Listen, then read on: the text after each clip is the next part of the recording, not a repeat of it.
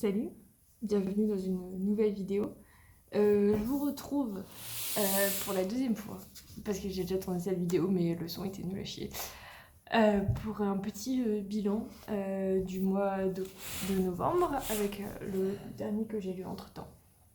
Donc on est parti, j'ai 7 livres et un roman graphique, et on est tipar. Alors, je commence par... pas le dernier livre que j'ai lu, Covenant, le tome 3, Éveil, que j'ai lu il y a pas longtemps, que j'ai dévoré. Je l'ai lu genre, je sais pas, en 2 jours, même pas. C'était super cool, j'ai bien aimé retrouver du coup les personnages, surtout Alexandria. Je trouve qu'on apprend plein de trucs dans ce tome, il y a beaucoup de choses qui se délient, je veux pas en dire trop parce que sinon ce serait spoilé. Mais j'ai beaucoup aimé ce tome, enfin de toute façon, de tous les tomes que j'ai lus, enfin sur les 3 que j'ai lus, j'ai aimé les 3, tant mieux. Et du coup voilà, donc j'ai hâte de lire la suite qu'il faudra que je me procure. Voilà. Peut-être que je ferai des résumés à chaque fois, mais là je savais pas comment résumer. Donc tant pis. Ensuite j'ai lu City of Ashes, le tome 2 de The Mortal Instrument. Que j'ai pas du tout aimé, franchement c'était long, c'était... En fait le problème c'est que ça a été très bien adapté et du coup quand c'est super bien adapté, quand tu lis le livre par rapport à la série, ça change rien, genre juste il se passe la même chose et du coup c'est chiant. Les personnages sont chiants, Clary elle est insupportable.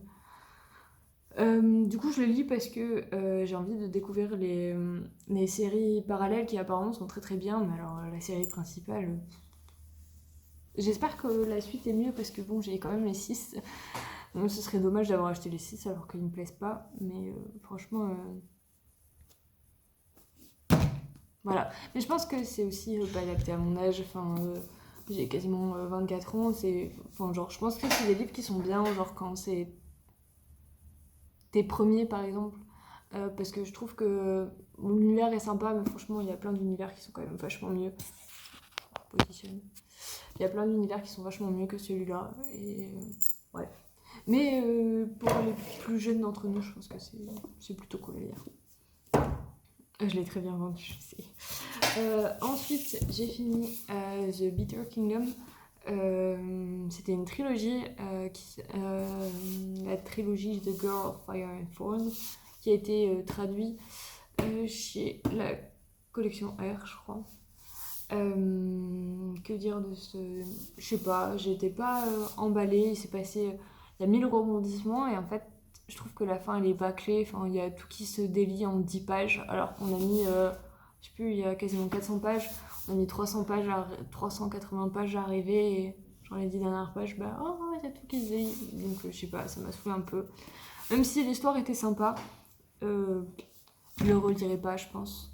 Mais bon, je suis pas mécontente de l'avoir lu, mais ouais, pas ouf. Voilà, mais la couverture est très belle, ceci dit. Ensuite, j'ai lu The House in the Syrian Sea. J'ai pas fait de résumé pour les livres parce que c'est des trilogies que j'aurais dû faire. Tant pis.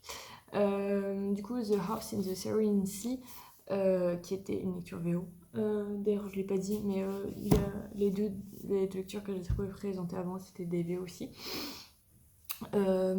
Qu'est-ce que j'ai à dire à part que c'est vraiment très très bien, que j'aime ce livre d'amour et qu'il faut le lire. C'est à peu près tout. Je trouve qu'il est vraiment très beau. Il parle de tolérance, de différence et c'est trop trop bien. Ouais, lisez-le, c'est vraiment très bien. Et j'ai trouvé que l'anglais n'était pas très dur comparé à lui par exemple, où vraiment ça nécessite quand même d'avoir un gros vocabulaire, enfin un bon vocabulaire. Il est pas si facile que ça à lire, je trouve, et celui-là est vraiment beaucoup plus simple. Le vocabulaire est quand même plus simple. Et voilà, il est pas très gros, il fait combien? Il fait 380 pages. Bon, quand même, s'il est un peu gros. Mais il est vraiment très très bien, je trouve qu'il vaut vachement le coup. Et je ne sais pas quoi dire d'autre à part. Lisez-le, c'est très très bien. Il y a une toute petite comme ça, histoire d'amour. Mais vraiment, ça prend pas de place dans le livre, c'est pas le plus important, c'est pas le but du livre. Le but du livre, c'est de parler de tolérance. Voilà, lisez-le. Ensuite, The Space Between Worlds, que j'ai eu dans la Illumicrate de septembre, Identity Crisis. C'est une couverture spéciale. Il est rose là comme ça et il est dédicacé par l'autrice. Et du coup là je vais le résumer parce que je trouve que c'est... du coup c'est un livre en VO aussi qui parle de multivers. C'est de la science-fiction. Pour ceux qui ne connaissent pas la théorie des multivers, en gros, en même temps que nous on existe, il y aurait d'autres mondes en parallèle qui existent et où des mondes où il y a les mêmes, enfin il y a nous, mais nous à des étapes qui sont pas faites. Comment dire ça? Par exemple, il y aurait une moi qui serait pas amie avec mon copain actuel, il y a une moi qui serait morte, il y a une moi qui machin, il y a une moi qui truc, et des gens auraient trouvé la technique pour traverser dans ces différents multivers. Et pour traverser, il faut que la toi de l'univers dans lequel tu vas aller soit mort, sinon tu peux pas traverser. Et du coup, c'est des gens qui sont un peu de la chair à canon parce que c'est des gens qui vivent une existence dangereuse qui ferait que leur vie ne tient qu'à un fil. Et dans certains mondes, le fil a tenu et dans d'autres mondes, le fil a pas tenu. Et du coup, c'est super cool. Ça reste de la science-fiction, c'est dur, mais c'est pas aussi dur qu'un autre que j'ai lu. J'ai beaucoup aimé le début, j'ai beaucoup aimé la fin.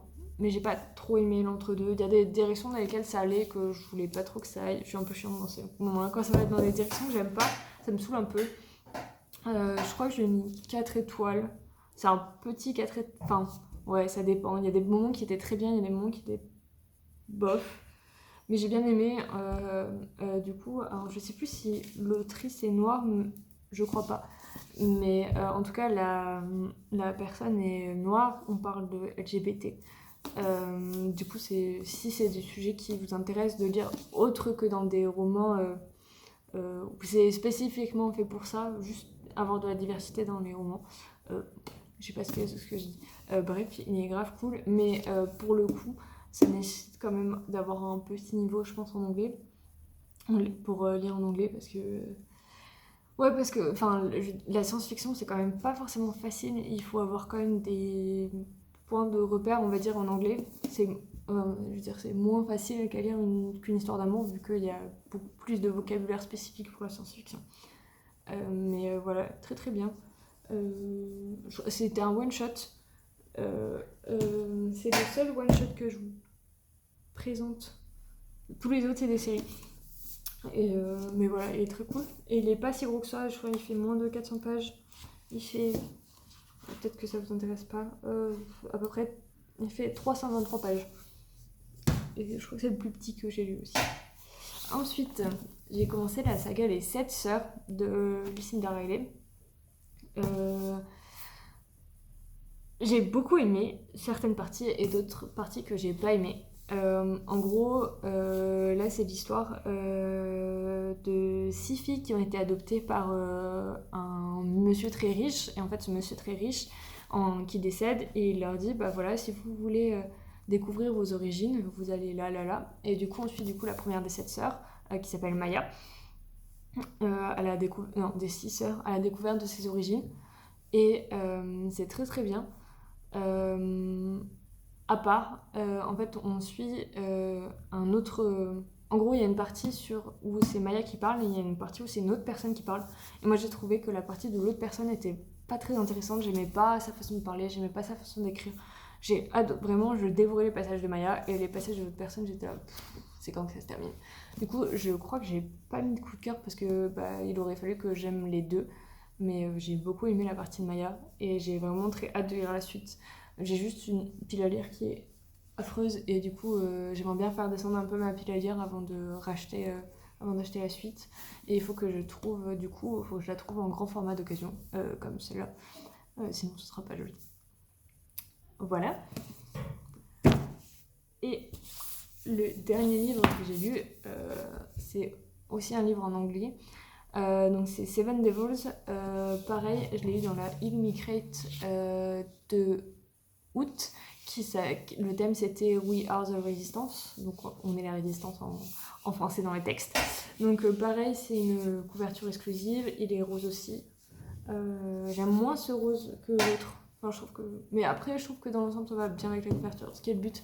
Vous me direz. Pareil, il est dédicacé, mais lui, il n'est pas dédicacé dans le livre, c'est un truc que tu colles. Alors lui, pour le coup, vraiment plus mitigé que l'autre. Déjà, il était beaucoup plus dur à lire en anglais que l'autre, vraiment. Enfin, pour le coup, c'était ma première science-fiction en anglais, et vraiment, j'ai pleuré des larmes de sang, des limites, parce que vraiment, il y a des parties où je comprenais rien. J'étais là... En plus, ça allait pas dans les directions où je voulais que ça aille, du coup, ça m'a vraiment saoulée. Du coup, c'est... comment expliquer ça? C'est dans... Alors, ça part un peu de... Ça ressemble un peu à Star Wars, il y a beaucoup de choses qui ressemblent à Star Wars, mais on va dire que Star Wars qui a été écrit à l'heure actuelle, parce que du coup, on parle d'une IA qui est implantée dans les cerveaux de tous les enfants qui naissent dans un certain... pas un royaume, je sais pas comment on appelle les... genre quand t'as une planète et que tu contrôles d'autres planètes. Comment ils appellent ça dans Star Wars? Je sais plus. Bref, vous avez compris. Et du coup, tous les enfants qui naissent sur ce continent-là, enfin sur ces planètes-là, ont un implant cérébral qui prend le relais si jamais ils sont attaqués. Et du coup, c'était hyper intéressant de ça. Du coup, il y en a qui sont contre ces choses-là, contre ce qui peut se passer, machin. Et du coup, on suit vraiment la résistance. C'était grave cool à certains moments, mais il y a des moments où vraiment... c'était long, ça va pas dans la direction où je vais, je ne comprends rien à ce qui est écrit, parce que vraiment, pour le coup, il est vraiment dur. Je trouve que c'est vraiment pas... C'est pas un livre que je prendrais pour débuter la science-fiction. Mais bon, je l'ai lu, donc voilà. Je pense que Je pense que si je l'avais acheté, j'aurais... Si je l'avais acheté, je l'ai acheté aussi, mais si je l'avais choisi, j'aurais été déçue. Que là, je l'ai pas choisi, donc je me dis, c'est pas grave. J'aurais été déçue de l'avoir acheté si je l'avais choisi, parce que, ouais, c'était dur. Et du coup, c'est une saga. Du coup, c'est le premier tome d'une saga. Je sais pas quand l'autre il sort. Je sais pas si j'achèterai la suite. Je sais pas, parce que moi je regarde pas un souvenir de fou. Genre, enfin, quand j'étais dedans, je le lisais bien, mais je retournais pas dedans. Oui, j'avais du mal à rentrer dedans. Je trouvais ça. Ouais. Bref, pas une super lecture. Donc, ça, c'est tout niveau roman. Et ensuite. Le roman graphique que j'ai lu, c'est Culotté, le tome 2 de Pénélope Bagieux, qu'on ne présente pas, hein, sauf si vous vivez dans une grotte. C'est un recueil de portraits de femmes qui sont sortis d'abord sur le blog du Monde, je crois. Et du coup, là, on a, je crois que c'est une quinzaine de portraits. Du coup, ça fait une trentaine répartis sur les deux tomes parce que c'est une duologie. C'est un ouvrage qui a été traduit dans plein de pays, qui a reçu plein de récompenses, c'est super bien. C'est à mettre entre toutes les mains, je trouve. C'est pas spécial femme ou spécial homme. C'est des portraits de femmes qui sont toutes hyper différentes et hyper courageuses à leur niveau. Il y a des portraits qui sont par contre pas faciles. Je ne mettrai pas forcément entre les mains des tout petits. Parce que vraiment, il y a des moments où même moi j'étais là, je suis pas bien quand même, hein, c'est pas... Mais bref, j'aime beaucoup le trait de Pénélope Bagieux. Je vais essayer de vous montrer. Hop, du coup, il y a une partie qui est écrite. Et en fait, à la fin, il y a une double page d'illustration, comme ça. À la fin de chaque portrait. Donc voilà, c'est très bien. Et si vous aimez le trait de Pénélope Bagieux, c'est vraiment un ouvrage qu'il faut mettre entre toutes les mains. Donc voilà, ça signe la fin de mon point lecture de septembre avec un livre d'octobre que j'ai fini en octobre. Et puis voilà, on se dit à bientôt pour une prochaine vidéo. Ciao!